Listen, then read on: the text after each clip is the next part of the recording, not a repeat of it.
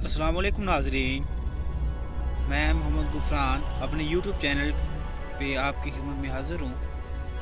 हिकायत शेख सादी part number 5। सिर्फ एक दाव। एक शख्स कुश्ती लड़ने के फ़न में माहिर था। वो 360 दाव पेच जानता था और हर रोज़ इनमें से एक दाव के साथ कुश्ती लड़ता था।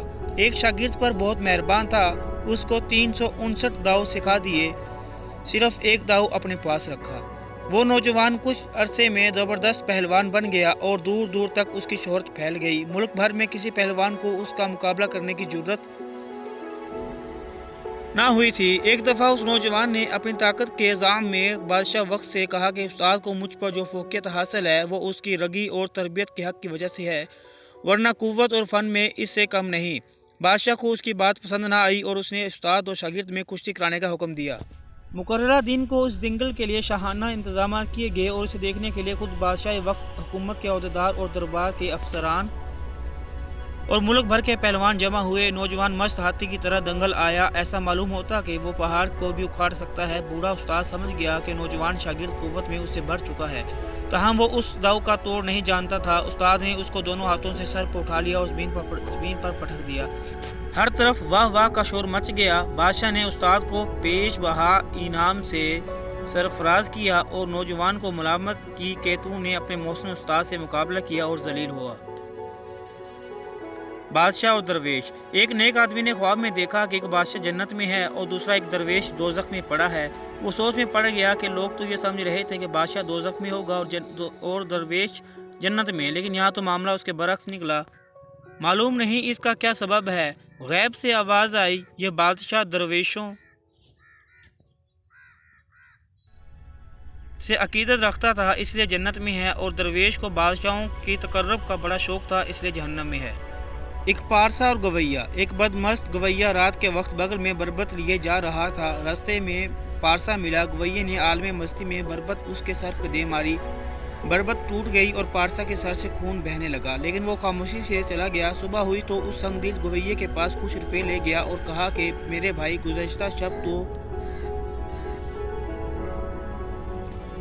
तो मगरूर और मस्त था, इसलिए तेरी बरबत टूटी और मेरा सर टूटा। मेरे सर का जख्म खुद ही ठीक हो जाएगा, अलबत्ता तेरी की मुरम्मत पर रुपया खर्च होगा, लिहाजा ये हकीर सा नजराना लाया हूँ कि अपनी बरबत ठीक करा लो। सोने की ईंट। एक पारसा को सोने की ईंट कहीं से मिल गई।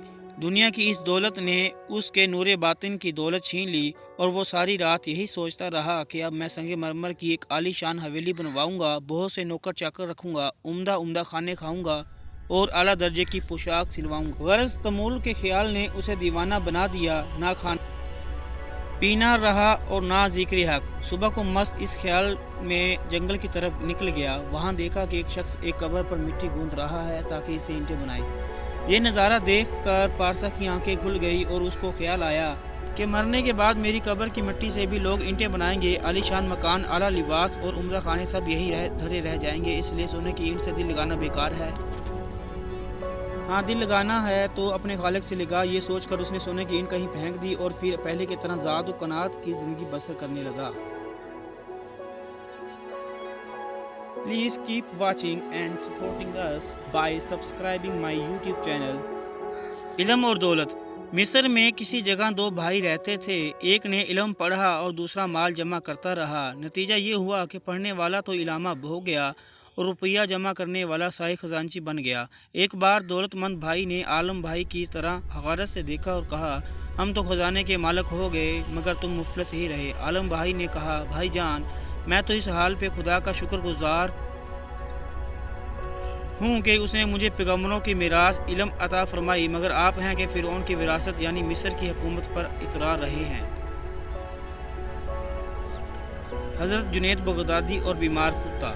शेखुत ताइफा हज़रत जुनैद बगदादी एक दफ़ा बियाबान में जा रहे थे कि इन्हें एक लागर और ज़ख्मी कुत्ता नज़र आया जो भूख से मर रहा था।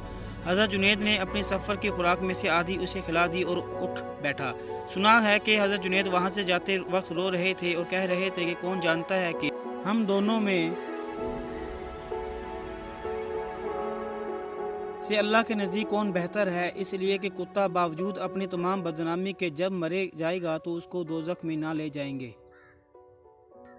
جوتا اور پاؤں۔ زمانے کی گردش اور دنوں کی سختی سے میں کبھی دل شکستہ اور رنجیدہ نہیں ہوا، مگر ایک بار ضرور ملال ہوا جب میرے پاؤں میں جوتی نہ تھی اور نہ خریدنے کو جیب میں پیسہ تھا۔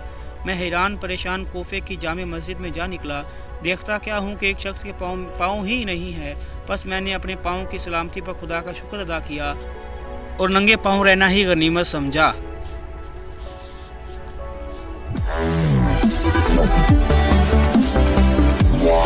Thanks for watching views. Remember to like and share this video.